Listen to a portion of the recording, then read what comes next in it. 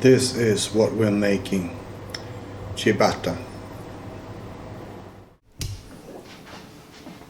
The ingredients are 500 gram of flour, 380 milliliters of water, 1 tablespoon of sugar, 1 teaspoon of salt, and 1 sachet 7 grams of yeast.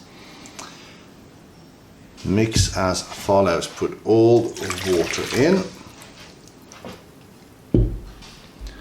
the sugar, the salt,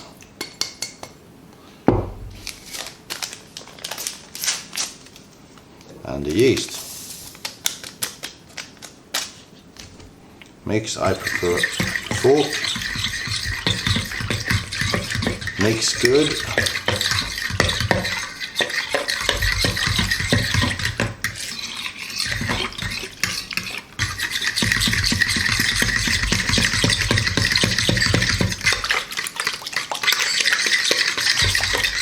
Right.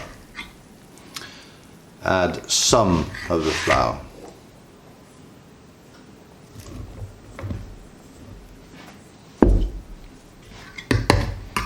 And then mix that up.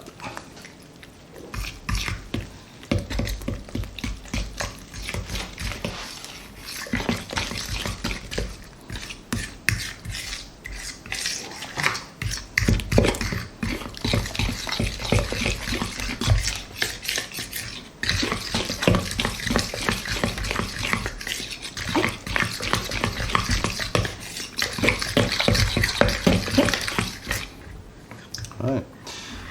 Add in the rest.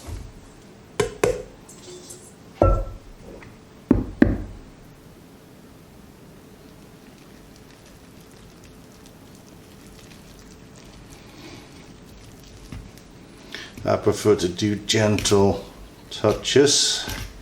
Mix the flour as gradually in as possible. Okay.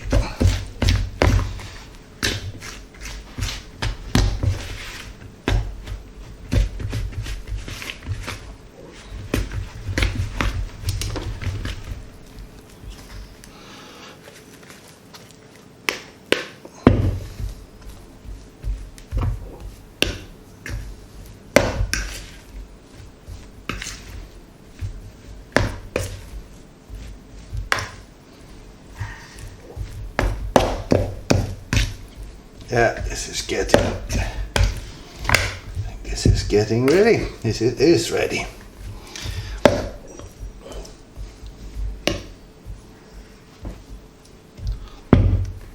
Like so. Now take the dough as it is, no kneading, exactly how we mixed it. Divide it into how many ciabattas you want. That will be completely dependent on what you're trying to do. For me, it works best with 4 because of the size and also because of my oven. So try to divide this up as equally as possible. Yeah, I think I have to take something like so. There. There.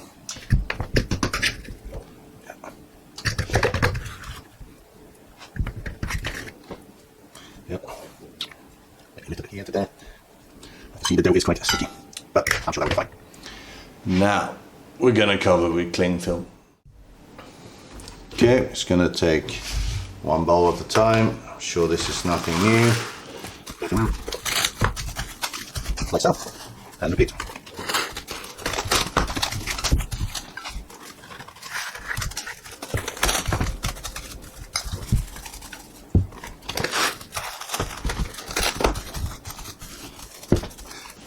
Like so.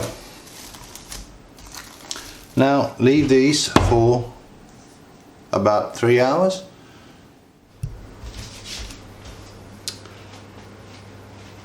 Now we will put the dough, form it into ciabatta and place it ultimately 1, 2, 3, 4.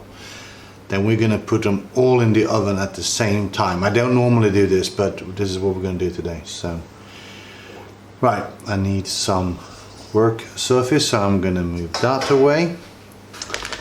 And the flour, it doesn't matter at all which one you use.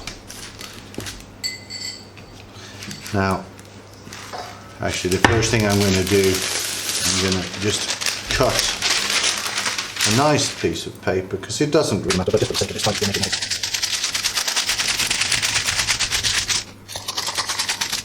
That doesn't have to be perfect. So, let's put that aside.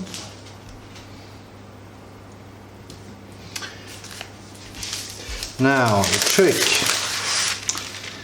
Yeah, the trick is this, to put a lot of flour, because it doesn't matter if it's too much, you can always take it off once it's done, but you don't want things sticking, and it needs to be covered in flour when you bake it. So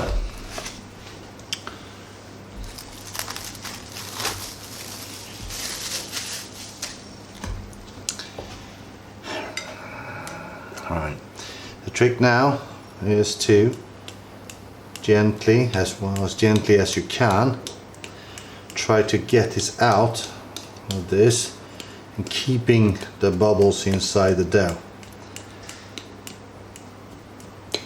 Sometimes you can put olive oil in the bowl before, but I haven't really found much difference. It's still sticking, and the taste is, there's no difference in taste whatsoever. So now this is the trick now. So roll it like so. The end as well, and just cover it in flour. Now the one that goes in the oven, same thing, plenty of flour. Now you want to transfer that onto that paper over there.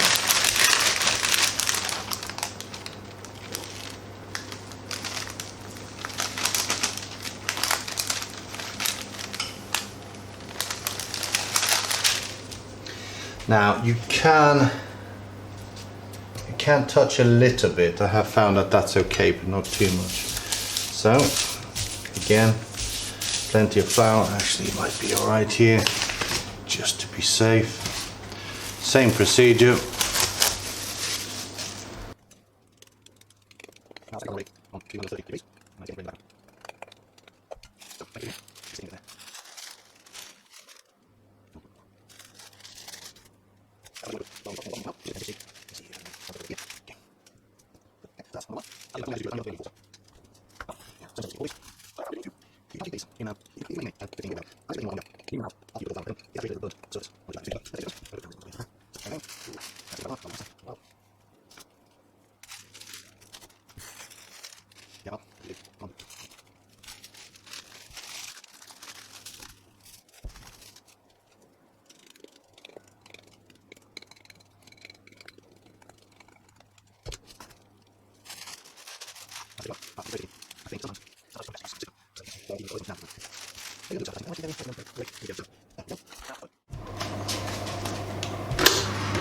Preheated oven, 230 degrees. So put in one at the bottom.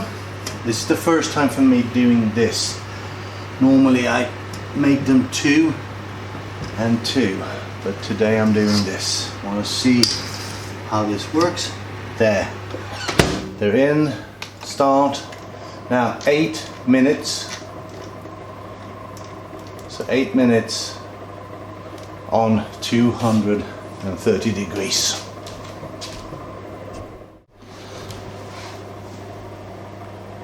Okay, there's 8 minutes on that setting, and what we need to do now, we need to lower the temperature to 200 for 15 minutes. It's not that exact, but that's the numbers I've been using.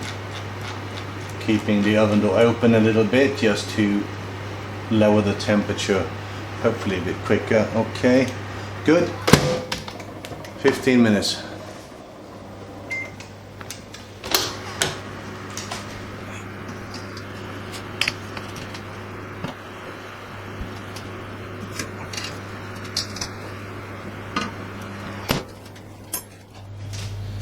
Now if you look at the difference here, these are the ones at the bottom in the oven and these are the ones at the top.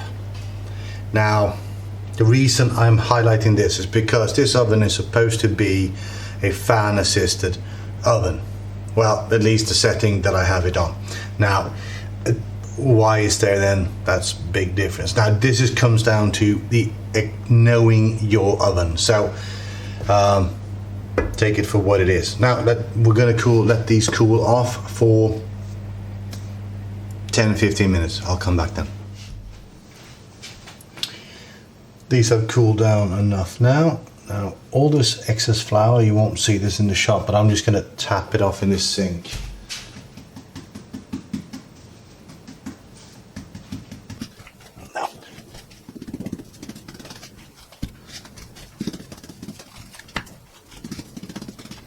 Now, these are the top ones, these are the bottom ones. Now, these look different now because after the last shot, I thought they looked really underbaked just by looking at them. I don't know, but I thought I popped them into another 10 minutes, I think it was, on 200. So, we'll see what they look like.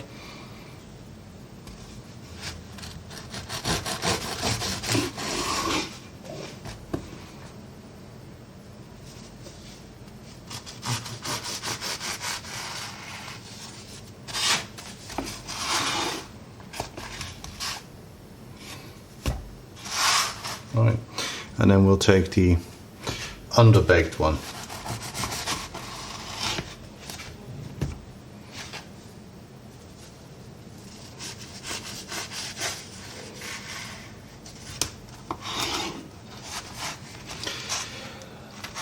Well, you'll be the judge of what it looks like. Now, I'm going to quickly taste both of these just to see which one.